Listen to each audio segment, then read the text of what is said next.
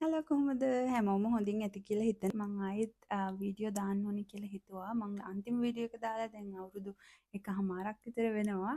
ඉතින් මං ඇත්තටම ගොඩක් බිසි වෙලා හිටියා. ඒ නිසා මට වීඩියෝස් කරන්න බැරි වුණා. හැබැයි මේ කාලය ඇතුළත ගොඩක් අය මගේ channel එකට කමෙන්ට් කරලා තිබ්බා. ගොඩක් විස්තර අහලා තිබ්බා. මං ඒගොල්ලන්ට උත්තර දුන්නා.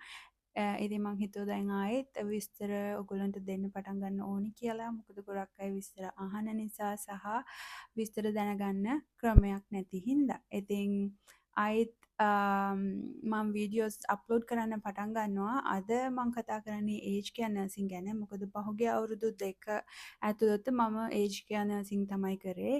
මං රෙජිස්ට්‍රේෂන් එක ගත්තට පස්සේ මුලින්ම පටන් ගත්තේ ඒජ් කෙයා RN කෙනෙක් විදිහට. ඉතින් මම තාම ඒජ් කෙයා එකේ තමයි වැඩ කරන්නේ. සේම් ඒජ් කෙයා එකේ. ඉතින් මං හිතනවා ඔයාලට විස්තර දුන්නොත් ඔයාලට මේ මොන සෙක්ටර් එකටද යන්නේ ඕස්ට්‍රේලියාවේ නර්සින් තියෙන සෙක්ටර්ස් වලින් කියලා වැඩි දුර හිතා ගන්න පුළුවන් වෙයි මේ විස්තරත් එක්ක කියලා. ඉතින් අද කතා කරන්නේ ඒජ් කෙයා නර්සින් ගැන. වීඩියෝ එක වැදගත් වෙයි කියලා හිතනවා නම් දිගටම එකතු වෙලා ඉන්න. මුලින්ම කතා කරලා ඉන්නම් ඒජ් කෙයා එකක් කියන්නේ මොකක්ද කියලා. මුලින්ම ලංකාවෙන් එන කෙනෙකුට ඒජ් කෙයා කියන එක ගැන අයිඩියා එකක් ගන්න.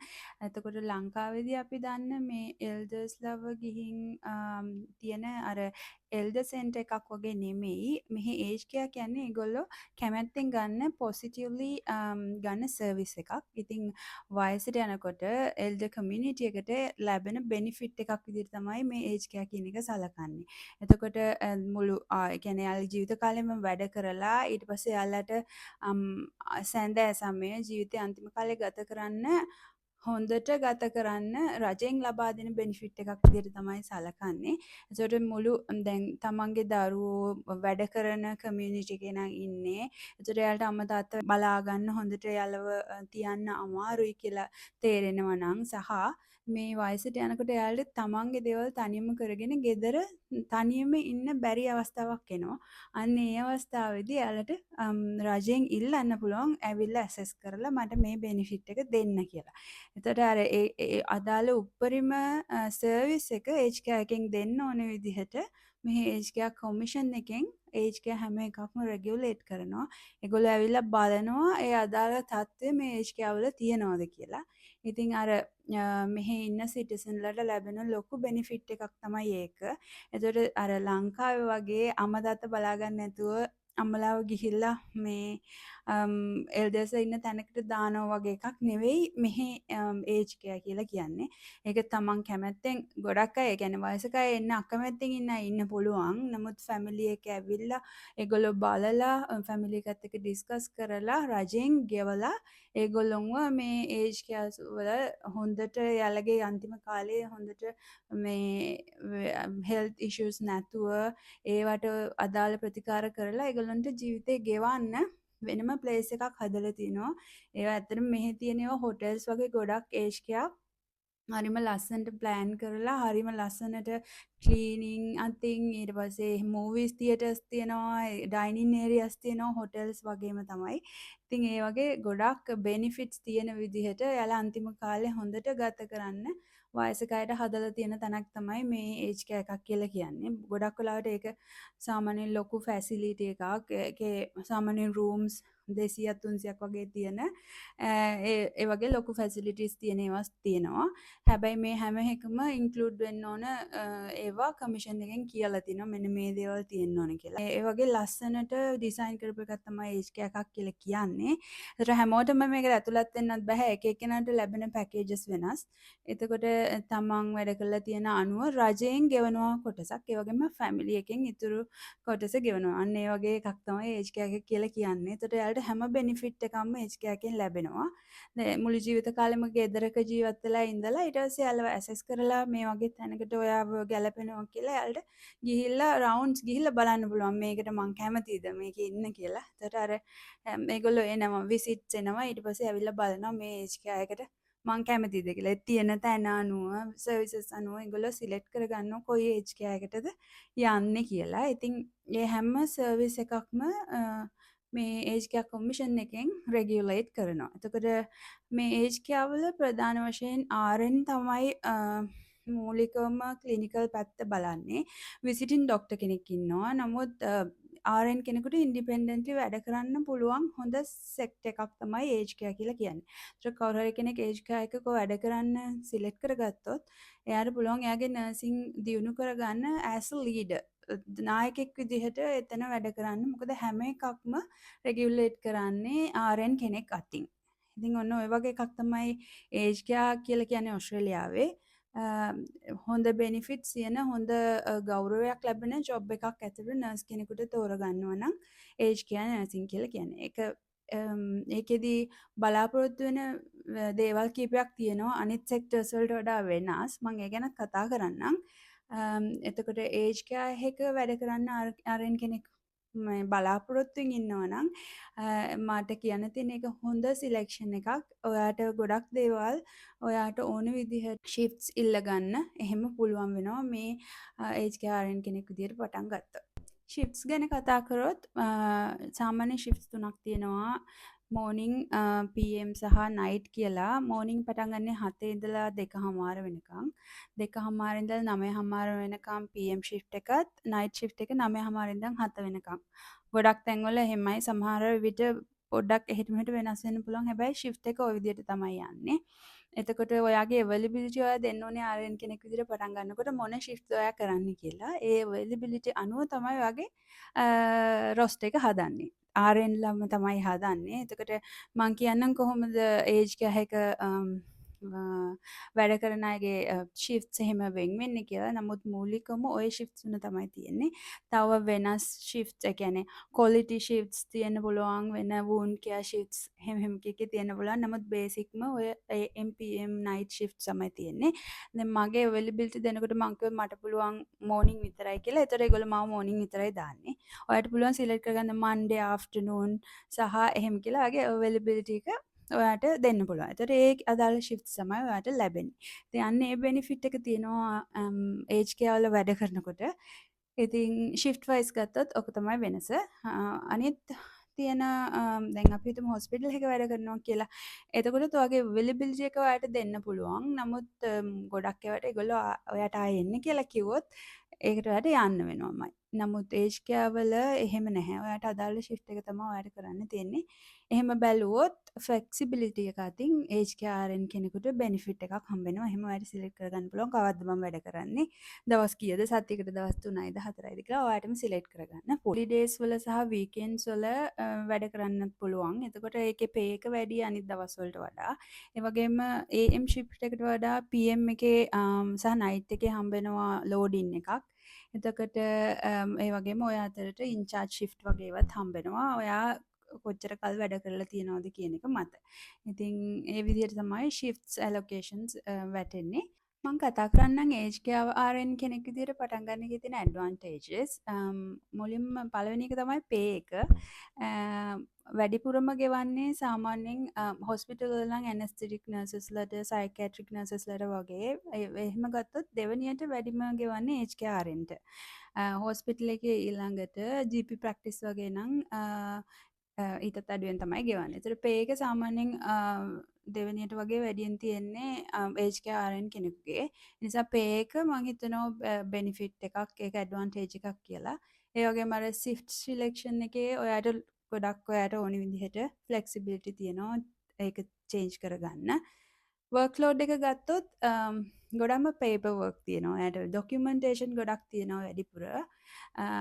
බේසික් නර්සින් ද සේම් අර medication, wound management, advance life support ඒ ඔක්කොම එක වගේ. හැබැයි අර ඇකියුට් නර්සින් හොස්පිටල් එකක වැඩ කරනවා වගේ ලොකුවට රෂ් එකේ අර ගොඩාක්ම දේවල් කරන්න නැහැ. හැබැයි පේපර් වර්ක් පැත්තේ මොකද ඒජ් කෙයා එක ඒගොල්ලන්ගේ ගෙදර වගේනේ. ඒගොල්ලෝ මේ නැවතිලා ඉන්නේ එයාලගේ ගෙදර වගේ. ගෙදර ඉඳන් ඇවිල්ලා දැන් මේ ඒජ් කෙයා එක තමයි ඒගොල්ලන්ගේ ගෙදර. ඒසට හැමදාම ඔයා යන්නේ සමහර විට එකම ඉන්න රෙසිඩන්ස්ලා ටික බලා ගන්න වෙන්න පුළුවන්. ඒතර ඔයා දන්නවා එයාලගේ හිස්ටරි එක මොන වගේ කන්ඩිෂන්ස් ද යාළුවට තියෙන්නේ, යාළුගේ ප්‍රිෆරන්සස් මොන වගේද කියලා ඔයා ගොඩක් දුරට දන්නවා. හොස්පිටල් එකක එහෙම නෙවෙයිනේ. දවස් ගානේ චේන්ජ් වෙනවා ඔයාගේ පේෂන්ට්ව. එතකොට ඔයා ඒක මුලින් ඉඳන් බලන්න ඕනේ. අන්න ඒ වගේ ඇඩ්වාන්ටේජ් එකක් තියෙනවා ඒජ් කෙයා වල වැඩ කරනකොට. මොකද ඔයා රෙසිඩන්ස්ලා ගොඩක් දුරට දන්න නිසා. එයාලා එක්කෝ ඩිස්චාර්ජ් වුණොත් හරි, එහෙම නැත්නම් සමහරට ඒගොල්ලෝ ඩෙත් එකක් වුණොත් හරි අලුතෙන් එක්කෙනෙක් එනවා. නමුත් බොහෝ දුරට ශිෆ්ට් එකට ඉන්න රෙසිඩන්ස්ලා ඔය එකම තැනක වැඩ කරනවා නම් සමානයි. එතකොට අන්නේ ඇඩ්වාන්ටේජ් එක තියෙනවා. ලෝඩ් එක ටිකක් අඩුයි හොස්පිටල් වලට වඩා, GP ප්‍රැක්ටිස් වලට වඩා. එන්නේ ඒකත් බෙනිෆිට් එකක් විදිහට ගන්න. ඉතින් ඔය ගොඩක් අය ඒජ් කෙයා වලට යොමු වෙන්න හේතුවත් ඒකයි. ශිෆ්ට් එක Tamanට තෝරගන්න පුළුවන් වෙන එකයි. අර ටිකක් ෆ්ලෙක්සිබලි වැඩ කරන්න මේ පුළුවන් වෙන එකයි තමයි ඇඩ්වාන්ටේජ් විදිහට ගන්න. ඒජ් කෙයා RN කෙනෙකුට තියෙන අර ඔයා දැන් නර්ස් කෙනෙක් විදිහට කරන්න පුරුදු වෙලා ඉන්නවනම් හොස්පිටල් එක අර ඇසෙස් කරලා ඇසෙස්මන්ට් අරගෙන වයිටල් සයින්ස් බලලා ડોක්ටර් රිපෝට් කරලා ටක් ගාලා අර ඒක දිගටම ඇකියුට් විදිහට කරන සර්විස් එක වගේ නෙමෙයි. විසිටින් ඩොක්ටර් කෙනෙක් ඉන්නවා. අර බොහෝ දුරට නර්ස් මත තමයි මේ ඔක්කොම කෙයා එක යන්නේ. ඒකට ඔයා ඇසෙස් කරලා ඔයා ඩයග්නෝස් කරලා ඔයා මූලික ටික කරලා ඊට පස්සේ මෙඩිකේෂන්ස් උත් ඔයාම දීලා මොකක් හරි වෙනස්කමක් ඕන නම් අන්න ඒක ජීපීත් එක්ක ඩිස්කස් කරන එකක් තමයි මෙතන තියෙන්නේ. ඒතර මූලිකම RNට රෙස්පොන්සිබිලිටි එක වැඩි. ඒජ් කෙයා වල මුළු ඔක්කොම කෙයා එක ඔයා මත තියෙන නිසා මොකද ඔයා කෙයා ප්ලෑන් එක හදන්නේ ඔයා. ඊට පස්සේ ඒක ඉම්ප්ලිමන්ට් කරන්න ඔයා. මොකක් හරි ප්‍රශ්න තියෙනවා නම් ඒක ගැන ඩිස්කස් කරන්න ඔයා. ඉතින් අර ඩිරෙක්ට්ලි ෆැමිලිස් එක්ක කතා බහ කරලා අර කෙයා එක ප්ලෑන් කරලා එම කරන නිසා රෙස්පොන්සිබිලිටි එක අනිත් හැම එකක හොස්පිටල් එකකවත් GP වල වගේවත් නෙවෙයි ටිකක් වැඩි. HKRN කෙනෙකුට තියෙන රෙස්පොන්සිබිලිටි එක වැඩි. ඒක ඩිස්ඇඩ්වාන්ටේජ් එකක් විදිහට ගණනවා. ඒ වගේම දැන් ඔයා HKRN කෙනෙකු විදිහට පටන් ගත්තොත් වෙන ප්‍රැක්ටිස් එකකට යන්න ඔයාට ආයි සාමාන්‍යයෙන් කෝස් එකක් වගේ කරන්න වෙනවා හොස්පිටල් එකකට වගේ යන්න. එතකොට ඔයා ගොඩක් ආසයි නම් හොස්පිටල් එකක වැඩ කරන්න ඔයාට පුළුවන් එක එක තියෙනවා එන්ට්‍රි කෝසස් කියලා. ඊට පස්සේ ඒ වගේ එකක් කරලා හොස්පිටල් එකකට යන්න පුළුවන්. මම හිතනවා හොස්පිටල් RN කෙනෙකුට නම් ඒජ් කෙයා එකකට එයා කැමති නම් එන්න පුළුවන් කෙලින්ම. නමුත් ඒජ් කෙයා එකේ ඉඳලා ආය හොස්පිටල් යනකොට ඒ වගේ එන්ට්‍රි ප්‍රෝග්‍රෑම්ස් තියෙනවා. ඒවට ගිහිල්ලා තමයි යන්න පුළුවන් වෙන්නේ. ඒ වගේ ඩිස්ඇඩ්වාන්ටේජස් උත් තියෙනවා. ගොඩක් දුරට පේපර් වර්ක් වැඩි හින්දා ඔයා ගොඩක් පේපර් වර්ක් වලට කැමති නැත්තම් ඒකත් ටිකක් ඩිස්ඇඩ්වාන්ටේජ් එකක් වෙන්න පුළුවන්. මොකද හැමතැනම පේපර් වර්ක් තියෙන හොස්පිටල් GP කියලා නැහැ. ඔයාට රෙකෝඩ් කරන්න තියෙනවා ඔයා කරන ඒවා. ඒ වුණාට ඒජ් කෙයා වල ගොඩක් දුරට මේ වෙනම සිස්ටම් එකක් තියෙනවා හැමදේම රෙකෝඩ් කරන. ඒ කියන්නේ අර ඩිග්නිටි ඔෆ් රිස්ක් නිකන් තියෙනවා එක ඩොකියුමන්ට් සෙට් එකක් තියෙනවා. ඒ සෙට් එක දැනගත්තට පස්සේ ඔයාට ලේසි. නමුත් අර අතරම ඩොකියුමන්ටේෂන් ගොඩක් කරන්න තියෙනවා ඒජ් කෙයා වල. ඉතින් ඒකත් එක දෙයක් විදිහට ගණනවා. මං කියන්නේ මේක අමාරුයි කියලා නෙමෙයි. හැබැයි අර කම්පෙයාර් කරනකොට හොස්පිටල් වල GP ප්‍රැක්ටිස් වල වගේ ඒජ් කෙයා RNට පොඩ්ඩක් රෙස්පොන්සිබිලිටි එක වැඩි, ඩොකියුමන්ටේෂන් ගොඩක් තියෙනවා. වගේ එකක් තියෙනවා. දැන් කතා කරමු ඒජ් කෙයා RNට තියෙන රෙස්පොන්සිබිලිටීස්.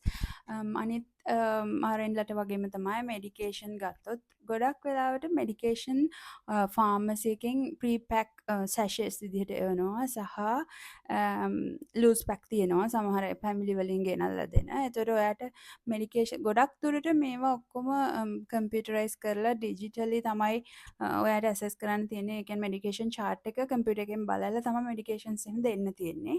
ඒ වගේම තමයි වෙබ්ස්ටර් පැක් කියලා තියෙනවා. ගොඩක් වයසක අය භාවිතා කරනවා. ඒ කියන්නේ එයාලගේ මුළු ඔක්කොම දැන් මොර්නින් මෙඩිකේෂන් ටික එකකට දාලා ඒක පැක් කරලා තියෙනවා. ඒක නිකන් උදේට දවල්ට රැට මොනවද ගන්න කියන මෙඩිකේෂන්ස් ටික අර තියෙන පැක් එකේ තියෙනවා.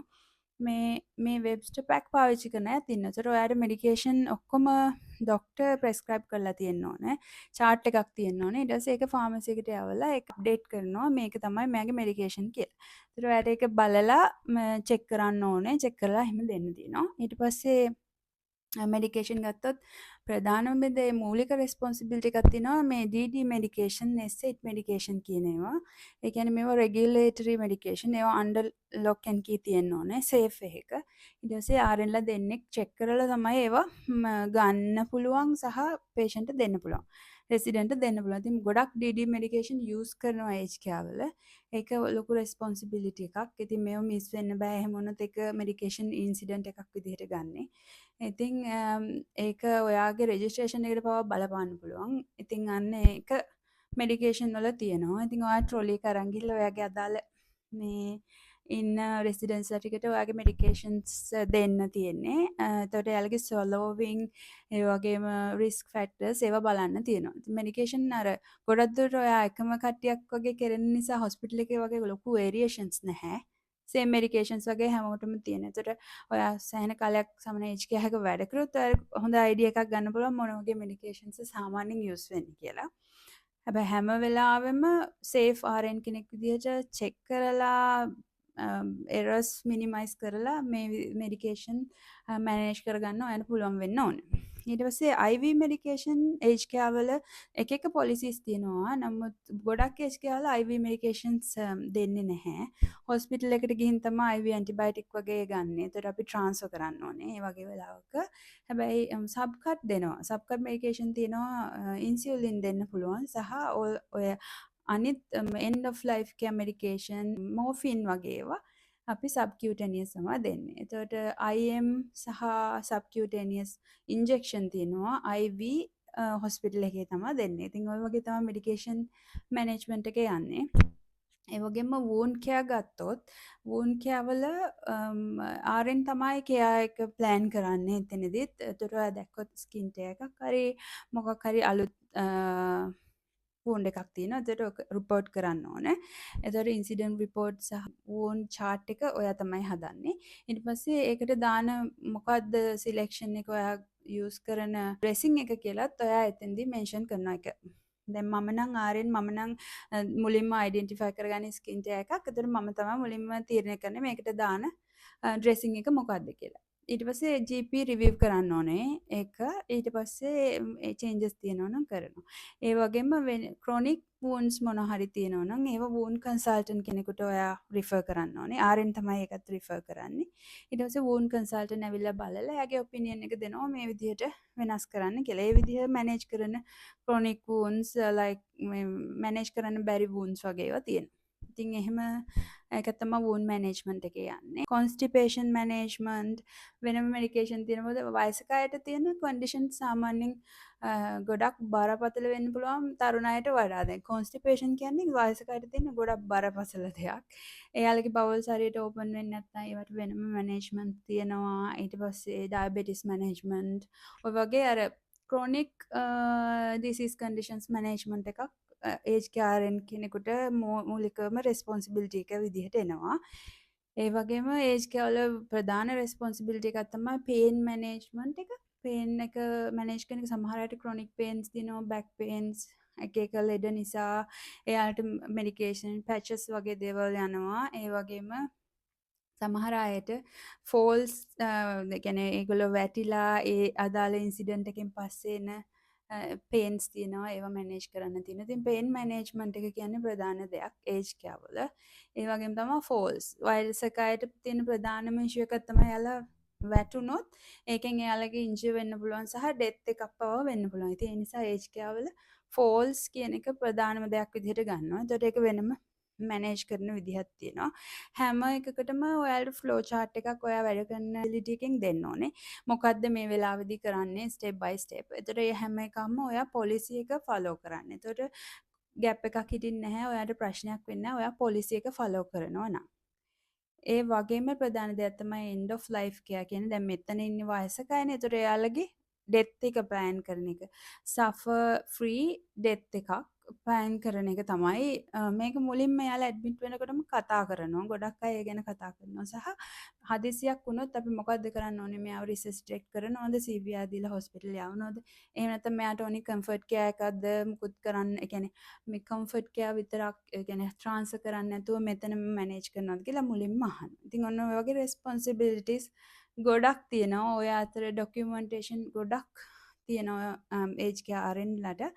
අර වෙනස තමයි හොස්පිටල් එකට වඩා අර මේ විදිහට මැනේජ් කරන්න වෙන එක. මම ඉස්සරහට වැඩිදුර විස්තර කතා කරන්නම්. අද බේසික් දෙයක් තමයි කතා කරේ මොකද්ද මේ ඒජ් කෙයාරන් කෙනෙක් කරන්නේ කියලා. මම මුලින්ම මෙහි ඇවිල්ලා වැඩ කරලා ඒජ් කෙයා එකකට එන්න බලන අයට මම නෝට් එකක් දෙන්නම් පණිවිඩයක්.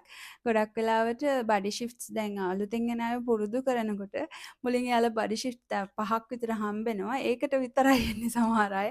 ඉතින් ටක් ගාලා එයාලට අර තියෙන වර්ක් ලෝඩ් එක මුලින් දකින්නකොට මට මේක කරගන්න බැරි වෙයි කියලා හිතෙන ගතියක් තියෙනවා. මොකද අර ඒක ටිකක් ඇඩ්වාන්ස්. මොකද හැම දෙයක්ම නර්ස් මත රඳා පවතින ඔයා කෙයාර් ස්ටාෆ් එකට කරන්න තියෙන ඒවා, එයාට උපදෙස් දෙන්න ඕන හැම ප්‍රශ්නයකටම ඔයා තමයි මුහුණ දෙන්නේ. ඉතින් අර මුලින්ම එනකොට අර ඔයාට බඩි ෂිෆ්ට් එක දෙන කෙනා කරන දේවල් දැක්කම ඔයාට හිතෙනවා අම්මෝ මට මේක කරගන්න පුළුවන් වේද කියලා. ඉතින් මට කියන්න තියෙන්නේ අල්ලගෙන ඉන්න. මේ මුලින්ම එනකොට මේක අමාරුයි කියලා අතාරින්න හදන්න එපා. මාස 3-4ක් යනවා ඔයාට බේසික් අයිඩියා එක ගන්න මොකද්ද මේ කියලා. ඒකේ අයිඩියා එක ඔලුවට වැටෙනකන් හිතන්න එපා මේක අමාරුයි ගොඩක් එහෙම කියලා. මුලින්ම පටන් ගත්තට පස්සේ ඒක චුට්ටක් ඉගෙන ගන්න මොකද්ද මේකේ තියෙන්නේ කියලා. යන්න ඉස්සරහට යන්න යන්න ඔයාට ඒක ලේසි වෙනවා. මුලින්ම අත්හැරලා ගියොත් ඔයා දන්නේ නැහැ මෙතන මොකක්ද උනේ කියලාවත්. ඔයා හිතනවා මට ආර්යන් කෙනෙක් විදිහට කරන්න අමාරුයි කියලා. ඒත් ඇත්තටම වෙන දේ ඒක නෙමෙයි. ඔයා ප්‍රැක්ටිස් එකත් එක්ක ගොඩක් දේවල් ඉගෙන ගන්න ලැබෙනවා. ඒ නිසා ඔයා පොසිටිව්ලි හිතන්න මට මේක කරගන්න පුළුවන් වෙයි කියලා. ඒතර කාලයක් යනකොට මාස 2-3ක් යනකොට ඔයාට අයිඩියා එකක් එනවා මේ ටික තමයි මට කරන්න තියෙන්නේ කියලා. අන්න එතකන් ඉන්න. ආපු ගමන්ම තීරණය කරන්න එපා ඒක අමාරුයි කියලා. තමයි මට දෙන්න තියෙන නෝට් එක අලු හොඳයි. මම හිතනවා දල අදහසක් ගන්න පුළුවන් ඇති කියලා ඒජ්කෑ ගැන මම මේ කරපු වීඩියෝ එකෙන්. අපි ඉස්සරහට ගොඩක් දේවල් කතා කරමු. මම මේ පේපර් වර්ක් ඒ වගේම ආයෙ ඉස්සරහට යන්න ඕනේ කොහොමද ඉන්සිඩන්ට් රිපෝටින් ගැන වෙනම මම විස්තර කියන්නම්. ඔයාලට දැනගන්න ඕනේ තියෙන විස්තර ඔක්කොම. දැනට මම අද කතා කරපු ඒජ්කෑ නර්සින් ගැන මොකක් හරි ප්‍රශ්නයක් ඔයගොල්ලෝ තියෙනවා නම් කමෙන්ට් එකක් දාන්න. ඉතින් මම හිතනවා ඔයාලට මේක උදව්වක් වෙයි කියලා. මම සුබ පතනවා නර්සස්ලාට ඉස්සරහට යන්න ඔයාලා හැමදේම සාර්ථකව කරගන්න ලැබෙන්න කියලා. ඉතින් අපි ආයෙත් හම්බ වෙනකන් හැමෝම සතුටින් පරිස්සමින් ඉන්න කියලා ඉල්ලනවා. එහෙනම් සුබ දවසක්.